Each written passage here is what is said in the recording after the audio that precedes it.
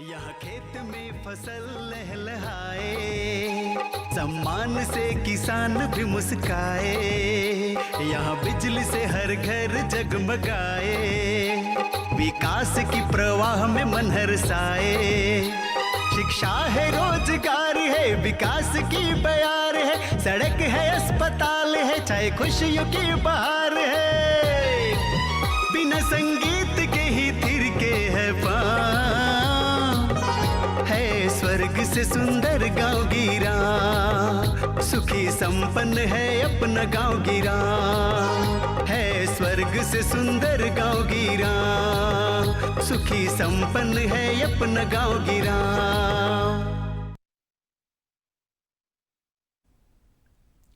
किसान भाई बहनों, जोहार। गांव गिराओं कार्यक्रम में आपका स्वागत है। मैं हूं किशन अग्रवाल। किसान भाई बहनों, आप कृषि के साथ साथ पशुपालन भी अवश्य करते हैं। यह आय का एक बहुत ही बढ़िया जरिया है। पशुपालन में एक बहुत बड़ी गंभीर समस्या भी हो जाती है, और ख़ासकर दुधारू पशुओं में थन में थनैला रोग हो जाता है, जिससे पशुओं में दूध का उत्पादन बहुत ही कम हो जाता है। तो आइए आज हम आपको थन में थनैला रोग के बारे में जानकारी करवाते हैं। जानकारी देने के लिए आज हमारे स्टूडियो में उपस्थित हैं डॉक्टर श्रीनिवास सिंह, जो बिरसा कृषि विश्वविद्यालय कांके रांची के अंतर्गत पशु चिकित्सा महाविद्यालय कांके रांची में सूक्ष्म जीव विज्ञान संकाय विभाग में सहायक प्राध्यापक हैं। डॉक्टर श्रीनिवास सिंह जी, आपका हमारे स्टूडियो में बहुत बहुत स्वागत है। किसान भाई बहनों को मेरा जोहार। डॉक्टर साहब, थनैला के बारे में सभी जानते हैं जी कि ये एक बहुत ही गंभीर बीमारी है पशुओं में, और खासकर दुधारू पशुओं में। तो सबसे पहले आप हमारे झारखंड के किसान भाइयों को, पशुपालकों को ये बताइए कि थनैला रोग क्या है। थनैला मुख्यतः दुधारू पशुओं का एक संक्रामक रोग है। जैसा कि हम सभी जानते हैं कि थन जो है वो एक ग्लैंडुलर ऑर्गन है जी। तो संक्रमण जब उस ऑर्गन में होता है तो थन की जो दूध स्राव की जो क्षमता होती है वो बुरी तरह प्रभावित हो जाती है। 1970 के दशक में भारत देश को दुग्ध क्षेत्र में उत्पादन में आत्मनिर्भरता करने के लिए वर्गीस कुरियन ने श्वेत क्रांति शुरू की थी। शुरुआती दौर में अगर आप देखें तो उस श्वेत क्रांति की आंशिक विफलता का सबसे बड़ा कारण यह थनैला रोग है। थनैला रोग में क्या होता है, गाय का या दुधारू पशु का पूरा बाट या आंशिक रूप से एक थन या दो थन अफेक्टेड हो जाता है, ग्रसित हो जाता है, जिसमें सूजन आ जाती है, लालिमा आ जाता है, और दूध की जगह उसमें रक्त, पीप या कभी कभी द्रव्य आता है। और उसको लोग अपनी भाषा में बत्ती भी बोलते हैं। जी गाढ़ा जी जी जी निकालने के बाद पुनः आंशिक रूप से दूध का स्राव शुरू हो जाता है। डॉक्टर साहब, अभी आपने कहा कि एक या दो थन में सूजन आ जाता है, तो क्या दो थन में दूध आएगा? दो थन से ऐसा भी है कि नॉर्मल भी दूध आ सकता है, या दो थन का अफेक्टेड भी रहेगा। दो थन अफेक्टेड है, दो थन से आपका नॉर्मल दूध आता है। जी डॉक्टर साहब, एक बात और है, ये थनैला रोग दुधारू पशुओं में एक बहुत गंभीर समस्या है। जी जी क्योंकि जिस गाय को थनैला रोग हो गया, इसके बाद ये कहा जाता है कि शायद थनैला रोग का लक्षण और उपचार के बारे में तो हम अपने किसान भाइयों को बताएंगे ही, लेकिन जो दूध पहली बार जैसे किसी गाय का 15 लीटर है, 10 लीटर है, जब दूसरे बार वो बच्चा देती है तो उसमें कहा जाता है कि वो दूध का उत्पादन कम हो जाता है। वो दूध नहीं मिल पाता है जितना दूध को पहले मिलता था। जी। तो डॉक्टर साहब, आप ये बताइए कि इसका कारण क्या है? थनैला के एक कारण कोई नहीं है। अच्छा। थनैला का अधिकांश, अगर आप कारण पे जाएंगे तो पर्यावरण भी उसका कारक है, संक्रमण भी उसका कारक है। संक्रमण में हमारा मुख्य कारक है जीवाणु, जिसको हम लोग बैक्टीरिया बोलते हैं। और ये सीजन भी कहा जा सकता है क्या? मौसमी प्रतिकूलता का असर बिल्कुल पड़ता है थनैला में। अच्छा। पशुपालक भाइयों को ये जान लेना चाहिए कि मौसमी प्रतिकूलता पशु भी अछूते नहीं है, इंसानों पे भी इसका असर होता है, पशुओं पे भी इसका असर होता है। तो ये नहीं, जाड़ा, गर्मी, बरसात जैसे भी मौसम परिवर्तन होता है, जैसे मौसम प्रतिकूल होगा, आपको पशु का रख रखाव उसका खान पान पे विशेष सावधानी जी बरतनी जी। चाहिए। तो डॉक्टर साहब, ये रोग होने के उपरांत जी। पशुपालकों को क्या क्षति हो सकती है? पशुपालक भाई जो डेयरी उद्योग से जुड़े हुए हैं, गाय पालन करते हैं, उनका मुख्य उद्देश्य होता है दूध का उत्पादन और उसका विक्रय।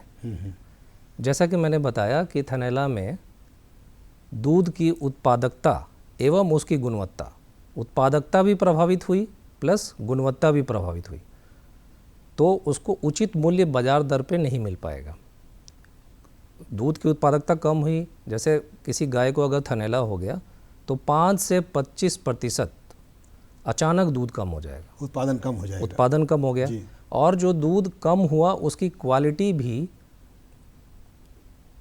अच्छे दर्जे की नहीं है, तो उसका उचित मूल्य किसान भाई को नहीं मिल पाएगा।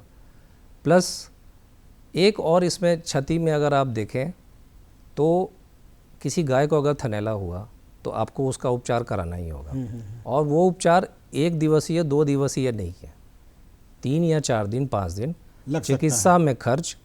तो एक तरह से कहें तो आर्थिक रूप से अगर कोई महत्वपूर्ण बीमारी है दुग्ध पालन के क्षेत्र में, गाय पालन के क्षेत्र में, तो वो थनैला ही है। अच्छा अच्छा।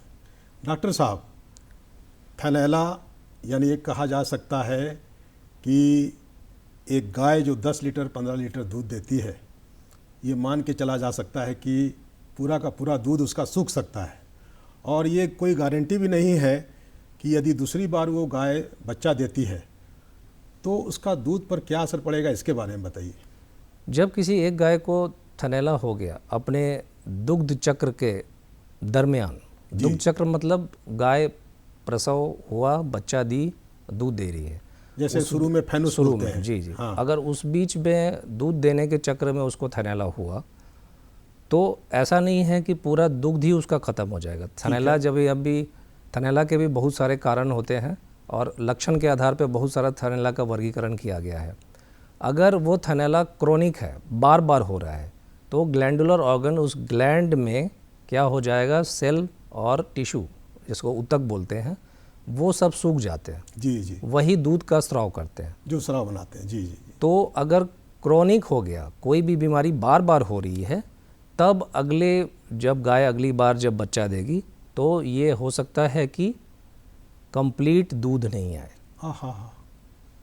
या फिर हो सकता है 25 से 30% सीधे दूध खत्म हो जाए। जो गाय 10 लीटर दे रही थी वो 5 लीटर में आ सकती 5 लीटर 6 लीटर दूध पे आएगी, तो उत्पादकता तो बुरी तरह प्रभावित होती है इससे।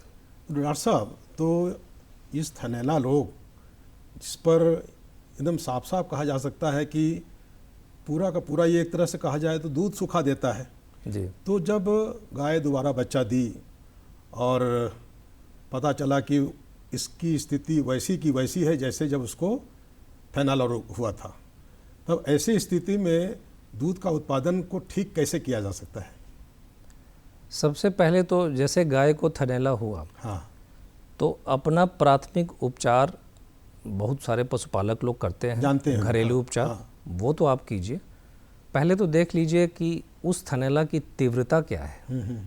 तीव्रता इन द सेंस कि थनैला जैसे बाट में सूजन होता है, बाट लालिमा आ जाती है, जी। बाट में दर्द होता है, आपको गाय छूने नहीं देती है। जब भी आप दुग्ध दोहन की प्रक्रिया करते हैं तो गाय पैर मारती है। बिल्कुल। तो सबसे पहले तो पशुपालक के दिमाग में आना चाहिए कि ये थनैला की तीव्रता क्या है, क्या इस थनैला का उपचार हमको अभी करना है, या जब हम गाय को ड्राई करेंगे, शुष्क, जैसे एक गाय जो अभी दूध दे रही है उसको लास्ट में किसान भाई 1-2 महीना के लिए छोड़ते हैं, जिसको कहते हैं यहाँ की भाषा में बिसुक जाना। बिसुक जाना, बिसुकाते हैं उसको। वो इसलिए क्योंकि अभी अगर उसकी पूरे क्षमता के अनुसार दूध हमने निकाल लिया तो जब गाय अगली बार बच्चा देगी तो उत्पादन पे असर पड़ेगा। इसलिए उसको रेस्टिंग पीरियड बोला जाता है कि गाय को भी चूँकि वो रेस्ट देना है ताकि अगले बयान में दूसरे बच्चा देने के पहले उसको आराम मिल सके। हाँ, वो इस उत्पादन को एक समतुल्य रख सके। जी। अगर आप लास्ट समय तक भी गाय को दूहते रहिएगा तो निश्चित तौर पे उत्पादन पे असर पड़ेगा, एकदम बिल्कुल सीधा असर पड़ेगा। बिल्कुल असर पड़ेगा। डॉक्टर तो साहब जी, हाँ बोलिए। तो ये 2 पॉइंट तो हो गए कि तीव्रता क्या है उसकी, हमको तुरंत एक्शन लेना है या गाय के शुष्क होने तक हमको इंतजार करना है। जी जी। और क्या इसी गाय को पहले भी थनैला हुआ था? अच्छा अच्छा। ये 3 बिंदु बहुत महत्वपूर्ण है थनैला के उपचार में। तो ये तीनों बिंदु पे अगर गंभीरता से विचार करके, अगर उसकी तीव्रता बहुत ज़्यादा है थनैला की, अचानक से शाम को गाय दूहा, उस समय थन नॉर्मल था और देखते देखते और ऐसा सुबह में पहनाती देखा है। कि हाँ, सुबह में देखा कि थन बड़ा हो गया, उसमें सूजन आ गया, गांठें भी पड़ गई, तो ये तो अलार्मिंग सिचुएशन है, आपको तो तुरंत इसका उपचार करना है। जी जी। डॉक्टर साहब, एक बात आपसे जानना बहुत ज़रूरी है, हमारे दर्शकों के लिए, सभी जो उपभोक्ता हैं उसके लिए भी। जिस गाय को थनैला हो जाता है, और अक्सर ये मैंने अपने आँखों से देखा है, जो दूध उत्पादक हैं, देखा जाता है कि गाय के पैर को रस्सी से बांध करके, जिससे कि पैर न मारे, और उसको वो धोते हैं। ये भी देखा है कि उसमें से जो गाढ़ा गाढ़ा, या जिसको हम लोग बत्ती बोलते हैं इस भाषा में, वो भी निकाल करके वो फिर पूरे गाय को धोते हैं। क्या ऐसा करना सही है या गलत है? वो पशुपालक जो ये कार्य कर रहे हैं वो अपने हित में ये कार्य कर रहे हैं, क्योंकि उनको इसका दूध बेचना है और इसके बदले में राशि लेनी है। अगर आप साइंटिफिक तौर पे देखें तो जिस गाय को थनैला हो गया, उसने थनैला के उपचार में ज़रूर एंटीबायोटिक का यूज़ किया होगा। एकदम बिल्कुल सही बात है। और एंटीबायोटिक जिसको प्रतिजैविक बोलते हैं, प्रतिजैविक हम इंसानों में करें, जानवरों में करें, एक विड्रॉल पीरियड होता है। कितने पीरियड के बाद हम उस उत्पाद को सेफली खा सकते हैं। तो दूध में ये देखा गया है कि वो विड्रॉल पीरियड 36 घंटे से लेके कितने सब कुछ सप्ताह तक हो सकता है। तो एक तो संक्रमण का खतरा रहेगा, अगर आप थनैला वाला दूध सेवन करते हैं तो संक्रमण का खतरा रहेगा। प्लस दूसरा सबसे बड़ा खतरा क्या है कि अगर विड्रॉल पीरियड नहीं मेंटेन किया गया तो वो एंटीबायोटिक आप अपने बॉडी में लेते हैं, तो आपका एंटीबायोटिक रेजिस्टेंस, जैसे बोलते हैं एंटीबायोटिक प्रतिरोधक क्षमता, वो बुरी तरह प्रभावित होगी और बीमार भी पड़ सकते हैं। अगर बाद में उस एंटीबायोटिक की आपकी बॉडी को ज़रूरत पड़ी तो वो नहीं मिलेगा, कारगर नहीं साबित होगा, क्योंकि वही थनैला के दूध में आप एंटीबायोटिक अनजाने में लेते रहे और जब आपको ज़रूरत पड़ा उसी पर्टिकुलर एंटीबायोटिक का उसका कोई असर नहीं होगा। जी बिल्कुल। ये डॉक्टर साहब, इस रोग में प्रमुख कारण क्या क्या हो सकते हैं? थनैला होने के बहुत सारे कारण मैंने बताए। पहला तो जीवाणु में भी अगर आप देखेंगे तो जीवाणु को भी वर्गीकरण किया गया, संक्रामक जीवाणु एंड पर्यावरणीय जीवाणु। तो संक्रामक जीवाणु में स्टेफलोकोकल है, माइकोप्लाज्मा है, पर्यावरणीय जीवाणु में ई कोलाई है। जीवाणु के अलावा विषाणु, जिसको हम लोग वायरस बोलते हैं, विषाणु के अलावा फफूंद, ईस्ट एंड मोल्ड और मौसमी प्रतिकूलता, जिसके बारे में हम लोगों ने अभी जिक्र किया था, जाड़ा गर्मी बरसात के साथ मौसमी प्रतिकूलता जी गाय की रोग प्रतिरोधक क्षमता को बुरी तरह प्रभावित करती है। और किसी का भी अगर रोग प्रतिरोधक क्षमता प्रभावित हुआ, अगर सच पूछिए तो वातावरण में जीवाणु, विषाणु, फफूंद, ईस्ट एंड मोल्ड सब मौजूद है। जी बिल्कुल। और अगर मेरा रोग प्रतिरोधक क्षमता प्रभावित हुआ तो मुझे इन्फेक्शन, संक्रमण हो सकता है। बिल्कुल सही। तो ये चीज़ गाय पे भी खास तौर से थनैला में लागू होती है। और एक और इम्पॉर्टेंट चीज़ है जिसको पशुपालक भाई शायद नज़रअंदाज करते होंगे, गाय दूहने की विधि, कैसे दूहते हैं। बहुत विचित्र तरीका है डॉक्टर साहब, मैंने अपनी आंखों से देखा है। कोई वो जिसको बोलते हैं दोनों हाथ से पकड़ के, एक आपने देखा होगा फिस्टिंग, जिसको बोलते हैं, जी, अंगूठे से दूहते हैं। ये बड़ा इसको बोले तो थनैला के हिसाब से बहुत ही खतरनाक है, क्योंकि ये बार बार, थनैला क्या है, ग्लैंडुलर ऑर्गन है, जी, मस्कुलर ऑर्गन है, बहुत ही सॉफ्ट है। आप उसको बार बार ये फिस्टिंग कर रहे हैं तो आप उसको डैमेज कर रहे हैं। और एक तो देखते हैं दोनों उंगली से दूहते हैं लोग। पूर्ण दोहन विधि होनी चाहिए जी। कोई भी दूध बाट में रह नहीं जाए, पूर्ण दोहन विधि होते हैं। तो एक तो इसको तो बिल्कुल भी बंद कर देना चाहिए। और एक तो जो मुट्ठी से दूहते देखा गया वो हमको लगता है सही है थोड़ा। नहीं, वो भी फिस्टिंग ही है। वो भी फिस्टिंग है। वो भी फिस्टिंग है, पूर्ण दोहन विधि। अच्छा। मैंने ऊपर से लेके नीचे तक। अच्छा। वो उसको बोलते हैं पूर्ण दोहन विधि। अच्छा। तो वो ज़्यादा अच्छा है। जी। तो ये सब चीज़ से क्या होता है, आप ग्लैंड को, ऑर्गन को डैमेज कर रहे हैं, तो उसका एक थन का भी एक रोग प्रतिरोधक क्षमता है जो 3 लेयर में काम करता है। पहला तो टीट हो गया, दूसरा अंदर lymphocyte, B lymphocyte, T lymphocyte है, तीसरा बहुत सारे सेल हैं जो इन्फेक्शन वाले बैक्टीरिया को खाते हैं। जी, जी। ये तीनों अगर डैमेज हो गए तो थनैला हो जाएगा। डॉक्टर साहब, नाखून से भी लगा चोट जो देखते बिल्कुल, हैं बिल्कुल, काफ़ी उसको नुकसान पहुंचाता है। जी डॉक्टर साहब, एक चीज़ और दिमाग में हमारी बात आई है, थोड़ा आपसे जान लें। जी जी। बहुत जगह जो बड़े बड़े डेयरी फार्म हैं जहां मशीन से दुहा जाता है, जी जी।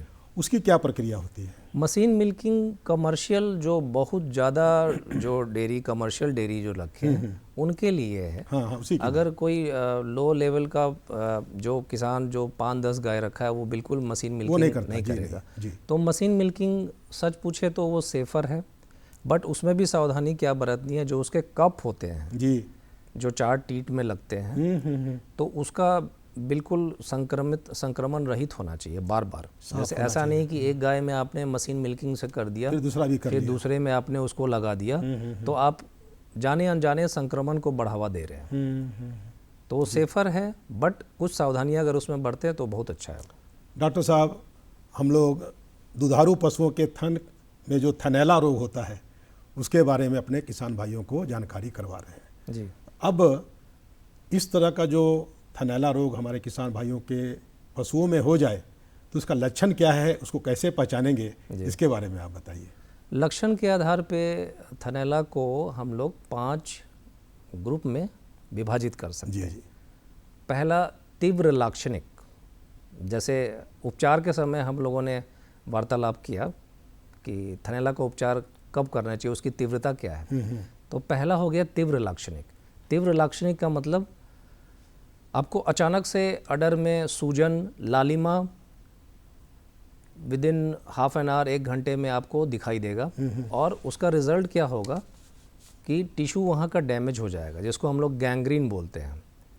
गाय को बुखार भी रहेगा, गाय खाना खाना बंद कर देगी। आमतौर पे थनैला में आप कभी नहीं देखेंगे कि, बहुत कम ही देखेंगे कि गाय ने खाना खाना बंद कर दिया। अच्छा, खाना का जो उसका डाइट है नॉर्मल रहे, थोड़ा कम होता है, बट वो खाना लेती है, इवन जुगाली भी करती है। बट ये तीव्र लाक्षणिक वाला जिसके बारे में हम लोग अभी वार्तालाप कर रहे हैं, इसका क्या है कि गाय को बुखार भी होता है, बहुत ज़्यादा हाई फीवर रहेगा, 104 से 106 डिग्री फ़ारेनहाइट। गाय खाना खाना बंद कर देगी और कभी कभी यदा कदा गाय की मृत्यु भी हो जाती है। आमतौर पे थनैला में गाय की कोई मृत्यु नहीं होती है, केवल उत्पादक क्षमता ही प्रभावित होती है। बट तीव्र लाक्षणिक जो क्लास है हमारा, ये बहुत जल्दी इन्फेक्शन, संक्रमण फैलता है, और अगर आपने सही समय पे उपचार नहीं किया, तो दूसरे गायों में भी हो सकता है। दूसरे गांव में बिल्कुल हो सकता है। अच्छा। जब एक गाय से दूसरे गाय में संक्रमण होता है तो उसको बोलते हैं संसर्गीय। एक गाय से दूसरे गाय में, वो वातावरणीय नहीं है, वो संसर्गीय है, एक ही क्लास से दूसरे क्लास। तीव्र लाक्षणिक हम लोगों ने देख लिया। दूसरा है लाक्षणिक, सारे उसमें भी अडर में जो थन है उसका सूजन होगा, लालिमा आएगी, दर्द होगा, बट उसकी डिग्री तीव्र लाक्षणिक से कम होगी। तीसरा है सामान्य, उसमें भी सूजन होगा, लालिमा होगा, उसका डिग्री लाक्षणिक से कम होगा। एक है दीर्घावधि थनैला। दीर्घावधि थनैला में नोट करने वाली बात क्या है कि उसमें गांठ पड़ जाती है। जैसे अगर आप गाय के थन को बढ़िया से प्रेस करके देखें तो कहीं कहीं आपको गांठ नजर आएगी, तो वो हो गया दीर्घावधि। दीर्घावधि मतलब उस स्टेज तक पहुंचने में बहुत लंबा समय लगा। और सबसे लास्ट होता है अलाक्षणिक थनैला। मतलब लक्षण के आधार पे आप ये बिल्कुल नहीं बता सकते कि ये सामान्य दूध है या थनैला वाला दूध है। और इसी में थोड़ा सा दिक्कत होता है क्योंकि इसकी प्रयोगशाला जांच होती है। जैसे मान लीजिए कोई गाय दूध दे रही है 10 लीटर और उसका दूध कमते जा रहा है, बाकी सब कुछ ठीक है, दूध कम होता जा रहा है, उत्पादन कम होता जा रहा है। तो आपके दिमाग में ज़रूर आना चाहिए कि मेरा मैनेजमेंट, मेरा प्रबंधन सब कुछ ठीक है, गाय खाना खा रही है, आखिर क्या बात है, बट ये उत्पादकता कम क्यों हुई? इसके पीछे का कारण है अलाक्षणिक, अलाक्षणिक जी। जो आपको आपकी आंखों से दिखेगा नहीं। ना अडर में सूजन हुआ, ना अडर में कोई लालिमा मैंने हुआ। इसकी पहचान कैसे करें तब? अलाक्षणिक थनैला की पहचान अगर पशुपालक भाई अपने स्तर से करना चाहते हैं तो एक कैलिफोर्निया मैस्टाइटिस टेस्ट का एक परीक्षण पैडल आता है, जिसमें आप उसको ऐसे समझ सकते हैं, एक हैंडल होता है और 4 कप होते हैं। 4 कप 4 बाट के लिए, राइट 4 क्वार्टर जो आगे का है, राइट लेफ्ट 4 क्वार्टर और हाइंड लेफ्ट राइट। तो आपको करना कुछ नहीं है, पशुपालक भाई उस पैडल को रखें और चारों कप में चारों बाट का दूध उसको डाल दें। और एक अभिक्रमक आता है, CMT का ही अभिक्रमक। अगर अभिक्रमक मार्केट में उपलब्ध नहीं है तो उसके लिए ज़्यादा सोचना नहीं है। 10 ग्राम सर्फ को 100 ml पानी में घोल लें उसको जी। और जितना दूध आपने उस पैडल परीक्षण पैडल में डाला उतना ही समानुपात, जैसे मान लीजिए 5 ml आपने डाला तो 5 ml अभिक्रमक जो आपने घोला सर्फ को पानी में मिला के उसको आप चारों में डाल लें।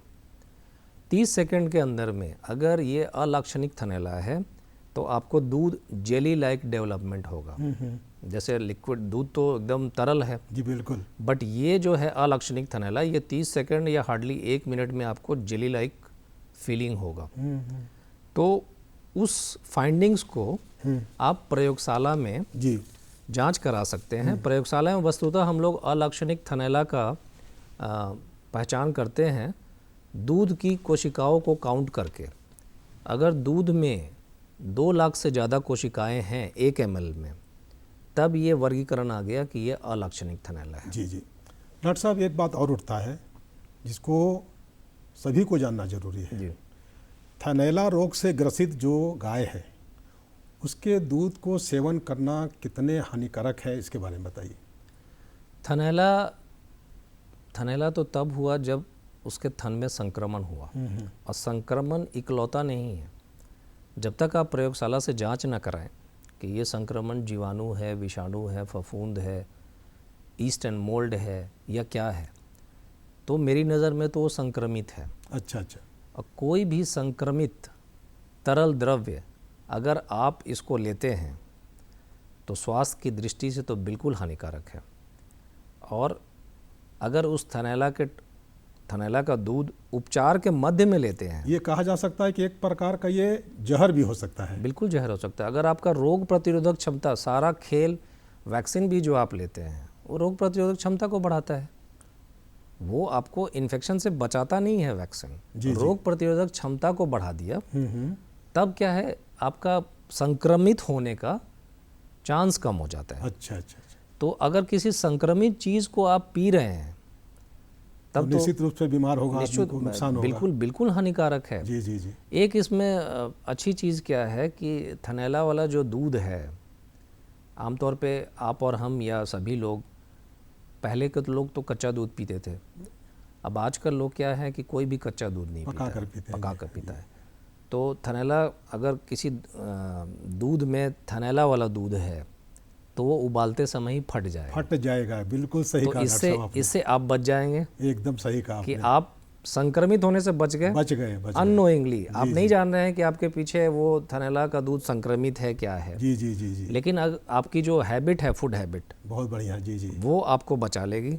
तो इसीलिए इससे ज़्यादा डरना नहीं है कि वो दूध थनैला का है क्या है, वो बिल्कुल फट जाएगा। लेकिन डॉक्टर देखा जाता है कि जो दूध फट जाता है लोग उसको छेना बना लेते हैं। हाँ, ये आमतौर पर देखा जाता है। ये भी चूंकि इसलिए क्योंकि संक्रमित जो भी उसमें होंगे इतना बॉयल हो चुका रहता है, सब मर जाते हैं कि सब असरहीन हो जाते हैं। डॉक्टर साहब, एक चीज़ और अपने आंखों से देखा, बात बता रहे हैं जी, कि जो गाय थनैला हो चुकी है और देखा जाता है कि पशुपालक उस दूध को उसके थन को गर्म पानी से सेक करके, और दूसरी बात ये बताइए कि बच्चा को दूध पिलाना चाहिए कि नहीं चाहिए? थनैला वाला दूध जी। आमतौर पे कोशिश करनी चाहिए कि बच्चा को भी वो थनैला वाला दूध नहीं पिलाएं। अच्छा। जो चीज़ हमारे पे लागू है, हाँ। वो चीज़ गाय के बच्चे पे भी लागू है। जी। और गाय का बच्चा तो अभी वो बड़ा हो रहा है, उसके में उतनी इम्यूनिटी नहीं आई है, तो उसको संक्रमित दूध क्यों देना है?